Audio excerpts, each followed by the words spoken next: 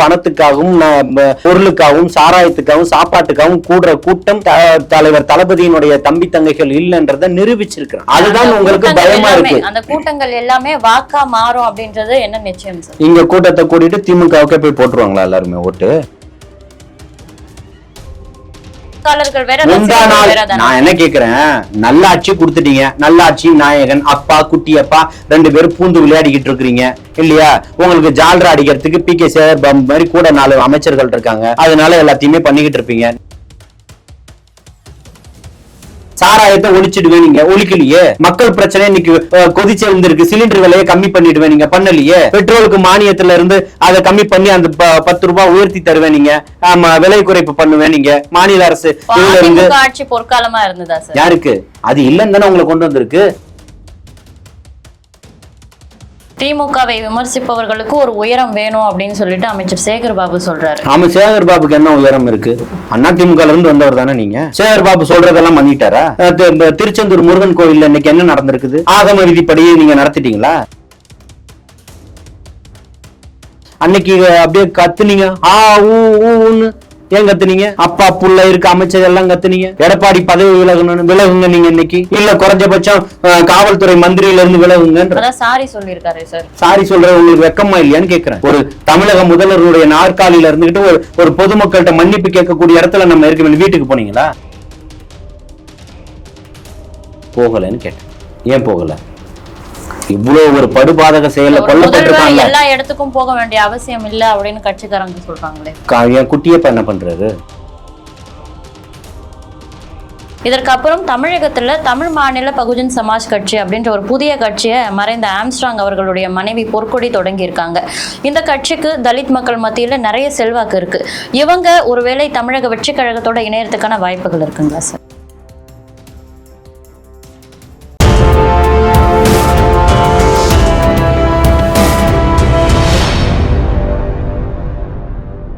தமிழ் நேயர்களுக்கு வணக்கம். இன்னைக்கு நம்ம கூட தமிழக வெற்றி கழக ஆதரவாளர் திரு ஜல்லிக்கட்டு ஜெயல் சார் அவர்கள் தான் இணைஞ்சிருக்காங்க. வணக்கம் சார்.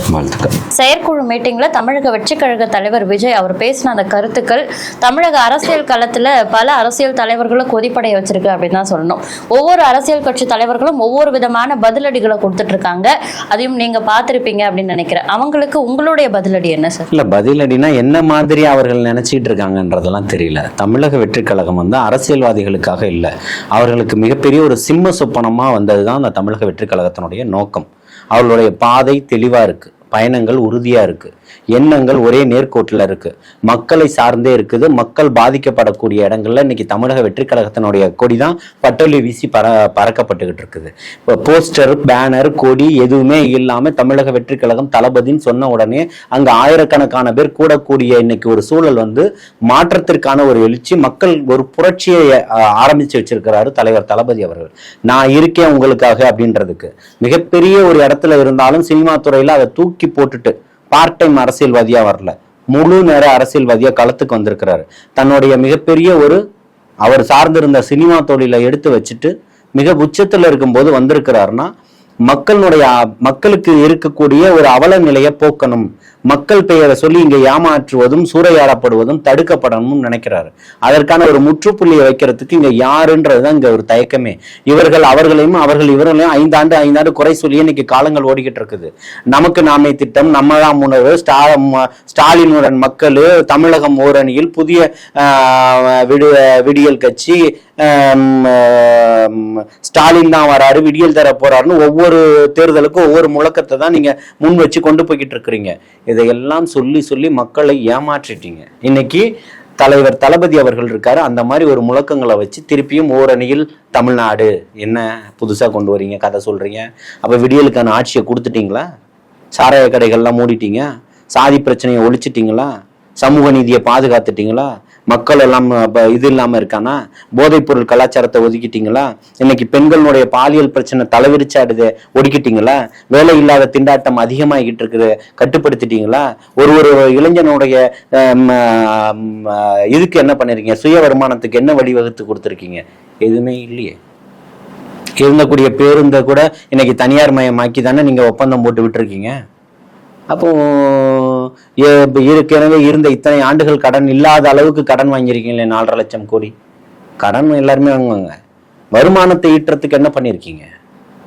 இப்போ 2026 விஜய் தான் முதல்வர் அப்படின்னு நீங்க ஒரு உறுதியான முடிவுல இருக்கீங்க. ஆனா அரசியல்ல கருத்து கணிப்புகளை வெளியிடக்கூடிய அந்த அரசியல் ஆய்வாளர்கள் நிறைய பேர் என்ன சொல்றாங்கன்னா, எதிர்க்கட்சி தலைவர் ஆகிறதுக்கான வாய்ப்பு கூட சாத்தியக்கூறு கூட மிக குறைவா இருக்கு விஜய்க்கு அப்படின்னு சொல்றாங்களே சார். அதாவதுங்க, யாருமே ஓட்டு போட மாட்டாங்கன்னாங்க.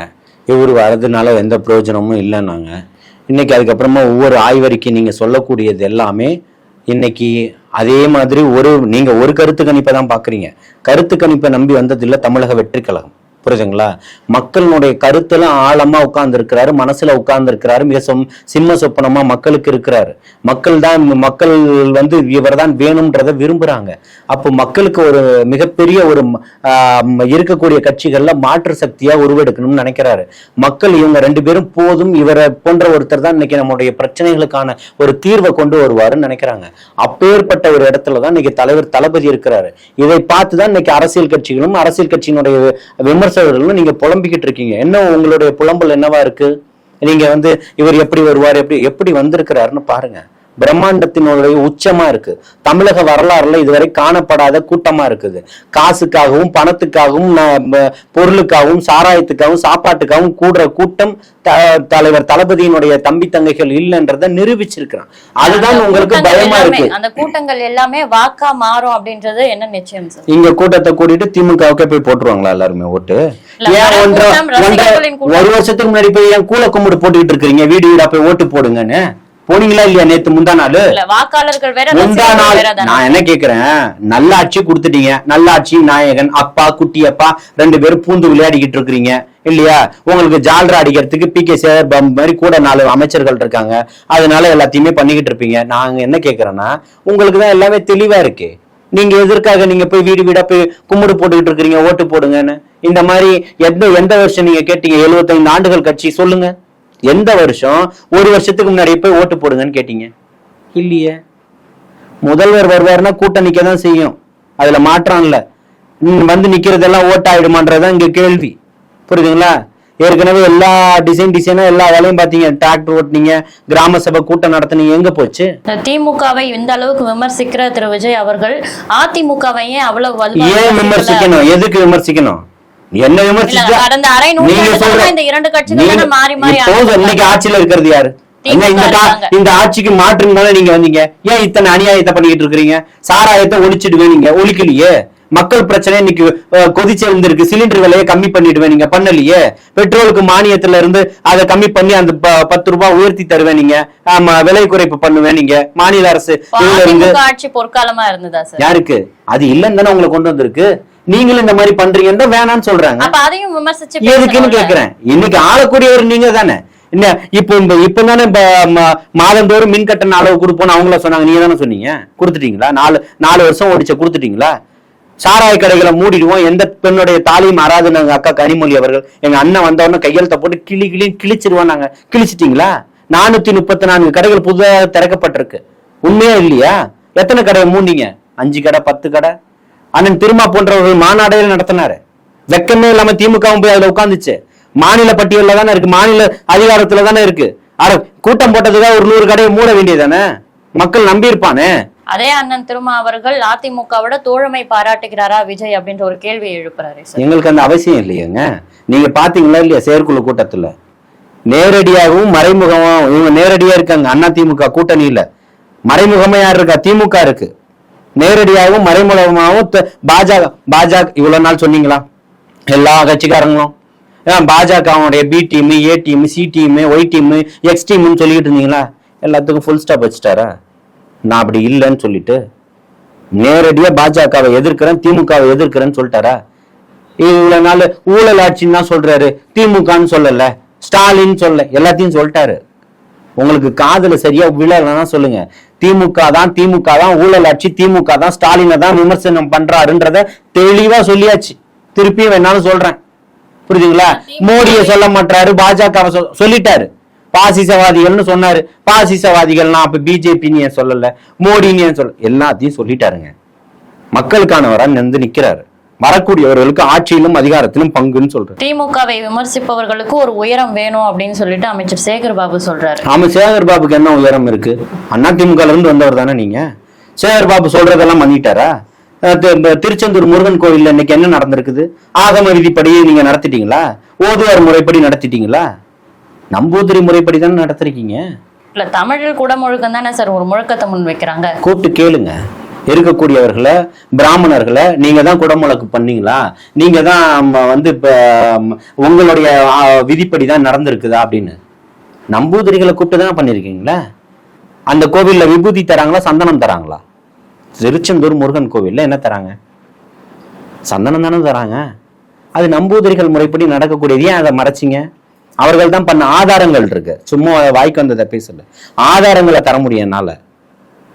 அப்ப ஏன் மக்களை ஏமாத்துறீங்க? ஓதுவார் முறைப்படி நடந்தது, ஆகம விதிப்படி நடந்தது அப்படின்னு சொல்லிட்டு பிராமணர்கள் பண்ணார்களா? இல்ல, நிக்க வச்சு போஸ்ட் கொடுத்துக்கிட்டீங்க, போட்டோ ஷூட் எடுத்துக்கிட்டீங்க. நம்பூதிரிகள் தானே பண்ணிருக்கிறாங்க. இதை சொல்றதுக்கு உங்களுக்கு வெக்கமா இல்ல? உங்களுக்கு மக்களை இன்னும் ஏமாத்திக்கிட்டு இருக்கிறீங்க. எதை வேணா சொல்றது அத்தனையும் நம்பிடுவான்னு சொல்லிட்டு. உயரம் அண்ணா திமுக இருந்து இது வந்தாரு. அதுக்கு முன்னாடி திமுக கிளின்னு கிழிச்சிங்களே சேகர் பாபு, மறந்துட்டீங்களா? இன்னைக்கு ஜால்ரா அடிக்கிறதுனால உங்களை திமுக நம்பிக்கிட்டு இருக்கலாம். நாளைக்கு எந்த பிரச்சனை ஆட்சியில் இல்லைனாலும் நாளைக்கு இங்க இருந்து எங்க வேணா எதிர்வீங்க. தனித்து நின்று வெற்றி பெற முடியாத விஜய் அதிமுகவோட கூட்டணி தனிச்சு நீங்க நில்லுங்க. நாங்க வந்திருக்கிறோம், எங்களுக்கு தைரியம் இருக்கு, வயசு இருக்கு, அண்ணன் நிப்பாரு, நீங்க நில்லுங்க. இத்தனை ஆண்டுகள் கட்சி 10 எங்க கூட்டணி பலமா இருக்கு, எங்க கூட்டணி பலமா இருக்கு, எங்க கூட்டணி பலமா இருக்கு. இத்தனை கூட்டணி இருந்து 70 சீட்டு பிச்சுக்கிட்டு தான் போச்சு. ஆமாவா இல்லையா? இத்தனை கூட்டணி பலமா இருந்து 70 சீட் எப்படி ஜெயிச்சாங்க அவங்க? அப்பவே உங்களால ஜெயிக்க முடியல. 4 வருஷத்துல மக்கள் பூரா பையன் லோல் பட்டிருக்கான், செத்துக்கிட்டு இருக்கான். ஒவ்வொருத்தனையும் அடக்குமுறையை வச்சு, காவல்துறையை வச்சு சாகடிச்சுக்கிட்டு இருக்கிறீங்க. தனியா போற பிள்ளைங்களால திரும்பி வர முடியல. படிக்க போற பிள்ளைங்களுக்கு பாதுகாப்பு இல்ல. 70 வயசு கிளவிய போஸ்டரை ஒரு அம்மா கோவத்துல ஆத்திரத்திலே போஸ்டர் அடிக்குதுன்னு சொல்லி கிளவிய கொண்டு போய் ஜெயிலுக்குள்ள வைக்கணும்னு நினைக்கிறீங்க. இதுதான் திராவிட மாடலா? பைக் ஓட்டிட்டு போற பையனை கையை வெட்டுறீங்க. இதுதான் சமூக நீதியா? சாராயம் வித்துட்டான்னு தட்டி கேட்ட பசங்களை 2 பசங்களை ஸ்ரீ ஹரிச வெட்டி கொண்டீங்க. ஓட விட்டு வெட்டி கொண்டிருக்கீங்க. கனிம வளத்தை எழுத்து கேட்கிறவனை வெட்டி லாரி ஏத்தி அடிச்சு கொள்றீங்க. இடத்த திருடுறான் பாருங்கன்னு சொல்றவனுக்கு பாதுகாப்பு தர முடியல. பள்ளிவாசல்ல தொழுகை பண்ணுவரை வெட்டி கொலை பண்ணப்படுறாரு. திருப்புவனம் அஜித்குமார் வழக்குல துரித நடவடிக்கை எடுத்தது திமுக அரசுன்னு ஒரு விளம்பரம் பண்றாங்களே. அப்போ தங்கை ஆசிபா வழக்குல ஏன் நடவடிக்கை எடுக்கல? ஏன் எடுக்கல? வேங்கை வயல் பிரச்சனையில ஏன் எடுக்கல? பரந்தூர் பிரச்சனையில ஏன் எடுக்கல? இதெல்லாம் பிரச்சனைகளா தெரியலையா? இல்ல, அது ஒரு சமூக மக்கள் சார்ந்த பிரச்சனையை தாண்டி ஒரு தனி மனித பிரச்சனை. ஒரு அப்பாவி கொல்லப்பட்டிருக்கான் அப்படின்னும் போது இந்த நடவடிக்கை சரியான நடவடிக்கை. ஆசிபா வழக்கு என்ன ஆச்சு? அண்ணா நகர் மாணவியினுடைய பாலியல் பிரச்சனை என்னாச்சு? பெனிக்ஸ் ஜெயராஜ் அதுவும் சேர்த்து பெனிக்ஸ் ஜெயராஜினுடைய வழக்கு என்னாச்சு? இதெல்லாம் தனி மனித பிரச்சனை இல்லையா? அன்னைக்கு அப்படியே கத்துனீங்க, ஊன்னு. ஏன் கத்துனீங்க? அப்பா புள்ள இருக்கு அமைச்சர் எல்லாம் கத்துனீங்க. எடப்பாடி பதவி விலகுங்க நீங்க இன்னைக்கு. இல்ல குறைஞ்சபட்சம் காவல்துறை மந்திரியில இருந்து விலகுங்க. சாரி சொல்லிருக்காரு சார். சாரி சொல்ற உங்களுக்கு வெக்கமா இல்லையான்னு கேக்குறேன். ஒரு தமிழக முதல்வருடைய நாற்காலியில இருந்துகிட்டு ஒரு பொதுமக்கள்கிட்ட மன்னிப்பு கேட்கக்கூடிய இடத்துல நம்ம இருக்க. வீட்டுக்கு போனீங்களா? தெருவா போய் ஓட்டு கேட்கறீங்க. அதுக்கு நேரம் இருக்கு உங்களுக்கு? கலைத்துறையில கொண்டு வந்து நடன கலைஞர்களை கொண்டு வந்து சாலையில டான்ஸ் ஆட விட்டு ஓட்டு கேட்டுக்கிட்டு இருக்கீங்க நீங்க. அதுக்கெல்லாம் நேரம் இருக்கு, உடல்ல தெம்பு இருக்கு. ஊட்டியில போய் குளிருக்கு படுத்து கிடக்க தெரியும், ஊட்டு குளிர் நல்லா இருக்குன்னு சொல்ல தெரியும். என் தம்பி இங்க மிளகா பொடியை போட்டு இன்னைக்கு ஆசனாவையில கம்பியை விட்டு குத்தி கிழிச்சு 40 இடங்களுக்கு மேல காயத்தை என்னையா தப்பு பண்ணிட்டான்னு கேக்குறேன். இதுதான் காவல்துறையா? அதை உங்களுடைய கட்டுப்பாடுல வச்சிருக்கிறது நீங்க வெக்கப்பட வேணாமா? எஸ்பியை மாத்திட்டீங்க, அந்த டிஎஸ்பியை மாத்திட்டீங்க, எஸ்பியை மாத்திட்டீங்க, காவலர்கள் மீது நடவடிக்கைட்டீங்க. துறை சார்ந்த மந்திரி என்ன பண்ண போறீங்க? அது முதல்வர் தானே. அப்போ தார்மீக பொறுப்பேற்று எனக்கு தகுதி இல்லை, வேற ஆள்கிட்ட ஒப்படைக்கிறேன்னு ஒப்படைக்க வேண்டியதானே? ஏன் சரி அங்க ஏன் போய் பார்க்கல? ஏன் போய் பார்க்கல? காவல்துறை ஸ்டாலினோட கட்டுப்பாட்டுல இல்ல அப்படின்னு சொல்ல வரீங்க. ஏன் அங்க போகலன்னு கேட்டேன். ஏன் போகல? இவ்வளவு ஒரு படுபாதக செயல கொல்லப்பட்டிருக்காங்க. எல்லா இடத்துக்கும் போக வேண்டிய அவசியம் இல்ல அப்படின்னு கட்சிக்காரங்க சொல்றாங்களே. என் குட்டியப்ப என்ன பண்றாரு? அப்ப ஓட்டு கேட்டு 1 வருஷத்துக்கு முன்னாடி வீடு வீடா போய் ஓட்டு போடுங்க கூல கும்பிட்டு போட்டுக்கிட்டு அலைகிறீங்க. உங்களுக்கு ஓட்டு போட்டுருவானா மக்கள்? சந்தி சிரிச்சு போயிருக்கீங்க நீங்க. உங்களுடைய ஆட்சி மக்களை தொடர்ச்சியா ஏமாத்திக்கிட்டு இருக்கிறீங்க. மக்களையும் மண்ணையும் நேசிக்கக்கூடியவன படுகொலை செய்யப்பட்டு இருக்கிறீங்க. முன்னாள் IAS அதிகாரி சகாயம் எனக்கு பாதுகாப்பு இல்லைன்றாரு. கோர்ட்டு கூப்பிடுது PRP கிரைனைட் வழக்குல சாட்சிக்காக. நான் போக மாட்டேன், எனக்கு பாதுகாப்பு இல்லைன்றாரு. எவ்வளவு பெரிய அவலம். திராவிட மாடல் சமூக நீதி. அப்ப என்ன சொல்லியிருக்கணும்? ஓப்பன் டாக்க தானே கொடுத்தாரு. என்ன தனியா கூப்பிட்ட சொன்னாரு ஜலீல் எனக்கு பாதுகாப்பு இல்லைன்னு சொல்லிட்டு. பொது வெளியில தானே மீடியாக்கள்ல தானே பதிவு பண்ணாரு. சகாயம் போன்றவர்கள் இந்த மாதிரி ஒரு கருத்தை சொல்றதை நாங்க ஏத்துக்க முடியாது, உங்களுக்கு முழு பாதுகாப்பு அளிக்கப்படும், உங்களுடைய கருத்துக்களை நீங்க நீதிமன்றம் சென்று நீங்க தரலாம்னு ஏன் உங்களால சொல்றதுக்கு வக்கு இல்லைன்னு சொல்றேன். உங்களுடைய கருத்தை ஏன் நீங்க சொல்லல? அதை ஏன் பாதுகாக்கல? அவருடைய அச்சத்தை நீங்க போக்கல. யாருடைய அச்சத்தை நீங்க போக்கிருக்கீங்கன்னு கேட்கிறேன். எல்லாருமே கதறான். அரசு ஊழியர்கள் ஜாக்டோஜி அமைப்பு என்ன ஆச்சு? இன்னைக்கு தளபதியினுடைய பக்கம் வந்து நிக்கிறான். செவிலியர்களுடைய போராட்டங்கள் என்னவாச்சு? இன்னைக்கு தளபதியினுடைய பக்கம் வந்து நிக்கிறாங்க. அரசு ஊழியர்கள் அத்தனை பேருமே தூய்மை பணியாளர்கள் 9000 பேர் என்ன பண்ணீங்க? வேலை போட்டு கொடுத்துருவோம், நீங்களா கிழிச்சிட்டீங்களா? அப்படியே 9000 பேருக்கு நாளைக்கு வரப்போறான். அப்ப தெரியும். ஆட்சியில் பங்கு, அதிகாரத்தில் பங்கு அப்படின்னு கூடிய ஒரு மிகப்பெரிய ஒரு உரிமை முழக்கத்தை தளபதி விஜய் அவர்கள் முன் வச்சிருக்காங்க. இந்த ஒரு விஷயத்தை அவர் சொல்லி கூட தமிழகத்தில் இருக்கக்கூடிய பல கட்சிகள் வந்து கூட்டணிக்கு போக முன் வராம இருக்காங்க. முஸ்லீம் லீக் கட்சி மட்டும்தான் இது வரைக்கும் கூட்டணிக்கு ஒத்துழைப்பு கொடுத்திருக்காங்க. இதற்கப்புறம் தமிழகத்துல தமிழ் மாநில பகுஜன் சமாஜ் கட்சி அப்படின்ற ஒரு புதிய கட்சியை மறைந்த ஆம்ஸ்ட்ராங் அவர்களுடைய மனைவி பொற்கொடி தொடங்கி இருக்காங்க. இந்த கட்சிக்கு தலித் மக்கள் மத்தியில நிறைய செல்வாக்கு இருக்கு. இவங்க ஒருவேளை தமிழக வெற்றி கழகத்தோட இணையறதுக்கான வாய்ப்புகள் இருக்குங்களா சார்? இல்லை, இப்போ வந்து பார்த்தீங்கன்னா இன்னைக்கு தமிழக பகுஜன் சமாஜ் கட்சியை தொடங்கி இருக்கக்கூடிய சகோதரி பொற்கொடி அவர்கள், ஆம்ஸ்டாங் அவர்களுக்கு என்னுடைய மனமார்ந்த வாழ்த்துக்களை சொல்லியிருக்கிறேன். எப்பேற்பட்ட ஒரு இடையூறான சந்தர்ப்பங்களில் ஒரு தீர்க்கமான முடிவை, ஒரு சரியான முடிவை ஆலோசித்து தான் வந்து ஒரு விமர்சனங்களுக்கெல்லாம் அப்பாற்பட்டவர்கள் அப்படின்னு சொல்லிட்டு ஒரு பிரச்சனையை மட்டும் வச்சு பேசிக்கிட்டு உள்ளுக்குள்ள உட்கார்ந்து புலம்பாம, ஆனால் அதற்கான ஒரு தீர்வை கண்டுபிடிக்கணும், நம்மளை நம்பி இருக்கக்கூடியவர்களுக்கு அடுத்த இடத்தை கொண்டு போகணும். ஒரு தலைவன் இன்னைக்கு இல்லைனாலும் அந்த இடத்தை இன்னைக்கு நிரப்பக்கூடிய அளவுல அந்த மக்களுக்காக அந்த ஒரு கட்டமைப்பை உருவாக்கணும்னு சிந்திச்சிருக்கிறாங்க. இன்னைக்கு அவர்கள் இன்னைக்கு இருக்கக்கூடிய 1ஆம் ஆண்டு நிகழ்வுல பாத்தீங்கன்னா கான்ஸ்டியூட் ஆஃப் இந்தியான்ற புக்கை வந்து எல்லாத்துக்குமே கொடுத்திருக்கிறாங்க. இதுதான் இங்க பார்க்க வேண்டிய ஒரு விஷயம். அன்னைக்கு சென்னைக்கு அப்பாற்பட்டு எத்தனை கிலோமீட்டருக்கு அப்புறம் அந்த ஊர் இருக்கு, ஆனால் அங்க திரண்ட மக்களுடைய கூட்டத்தை பார்த்திருக்கீங்களா? எழுச்சியை பார்த்தீங்களா? இதுதான் வரவேற்கத்தக்க வேண்டிய ஒரு விஷயம். இந்த மாதிரி இருக்கக்கூடிய விஷயத்துக்கு அவர்களுக்கு என்னுடைய மனமார்ந்த வாழ்த்துக்களையும் நம்ம சொல்லிதான் ஆகணும். புரியுதுங்களா? அவர்களுடைய நோக்கங்கள், நல்ல நோக்கங்கள் நிறைவேறதுக்கு என்னுடைய வாழ்த்துக்களை சொல்லிக்கிறேன். ஆனால் இதை மட்டும்தான் இந்த ஒரு கட்சி வந்துடும், அந்த கட்சி வந்துடும் ஆரம்பிக்கப்பட்ட கட்சி அல்ல. தமிழக வெற்றி கழகம் மக்களுடைய எண்ண ஓட்டத்தினுடைய தேவைக்காக ஆரம்பிக்கப்பட்ட கட்சி, மக்களுடைய நிலையை அறிந்து ஆரம்பிக்கப்பட்ட கட்சி. இன்னைக்கு இருக்கக்கூடிய கட்சிகள் இந்த வந்துருமா அது வந்துருமான்றது இல்லை. இருக்கக்கூடிய அத்தனை கட்சிகளுக்குமே திமுகவால நிம்மதி இல்லை. அண்ணன் திருமாவா இருக்கலாம், பேராசிரியர் ஜவாஹிர்லா அவர்களா இருக்கலாம், இருக்கக்கூடிய கம்யூனிஸ்டுகளாக இருக்கட்டும், அண்ணன் வேல்முருகனாக இருக்கட்டும், இருப்பவர்களுக்கு நிம்மதி இல்லை. திமுகவால கட்ட பஞ்சாயத்து மாதிரி தான் போய்கிட்டு இருக்கு. அவர்களுடைய குமுறல்கள் இருக்கும்.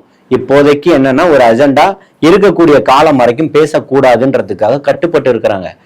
நேற்று திருமாவளவன் மாநாடு ஏற்கனவே போன வாரம் நடத்தினார் பாருங்க, அதுலயுமே பேசியிருப்பார் அதிக இடங்கள் வேணும். ஏன் நேரம் ஸ்டாலின்கிட்ட கேளுங்க, ஏன் இங்க வந்து கேக்குறீங்க? என்ன தயக்கம் இருக்கு சார் ஸ்டாலின் கிட்ட? என்ன தயக்கம் இருக்கு சார் முதல்வர் கிட்ட இப்படி ஒரு கோரிக்கையை முன்வைக்க? அதெல்லாம் வைக்க முடியாது, அதெல்லாம் வைக்கவும் முடியாது. இவர்கள் அதுக்கு அவர்கள் இப்போ சொல்றேன், தமிழகத்துல மாற்றம் வந்து தளபதியாக மட்டும்தான் இருக்க முடியும். அவர்களுக்கு அது எல்லாமே தெரியும். இன்னும் ஒரு 4-5 மாதங்கள் கழித்து இருந்து பாருங்க, மிகப்பெரிய மாற்றங்கள் எல்லாம். ஏற்கனவே நம்ம சேனல்ல சொல்லியிருக்கேன், இன்னும் 3 மாசம் பாருங்க, மிகப்பெரிய மாற்றங்கள் உண்டுன்னு சொன்னேன். இப்ப எவ்வளவு மாற்றங்கள் நடந்திருக்குன்றத பாத்தீங்கல்ல, அதே மாதிரி மிகப்பெரிய மாற்றங்கள் இருக்கு. ஆட்சியிலும் அதிகாரத்திலும் பங்கு வேணும்னு நினைக்கக்கூடிய மக்கள் படையெடுப்பாங்க. மிகப்பெரிய கட்சிகள் எல்லாம் இவர்களும் வந்துட்டாங்களான்னு கூடிய அளவுல இன்னைக்கு இருக்கும். நிச்சயமாக எல்லாரோடும் கரம் கோர்த்து தமிழக மக்களுடைய நலன் கருதி தமிழக தேர்தல் 2026 மக்களுக்கானதா இருக்கும். தமிழக வெற்றி கழகத்தினுடைய தலைமையில தலைவர் தளபதி அவர்களுடைய தலைமையில இந்த தேர்தலை களம் கால்வாங்க, வெற்றியும் பெறுவாங்க. இவ்வளவு நேரம் நேர்காணல் இணைந்து எங்களுடைய பல கேள்விகளுக்கு விளக்கமான பதில் அளிச்சதுக்கு ரொம்ப நன்றி. வாழ்த்துக்கள்.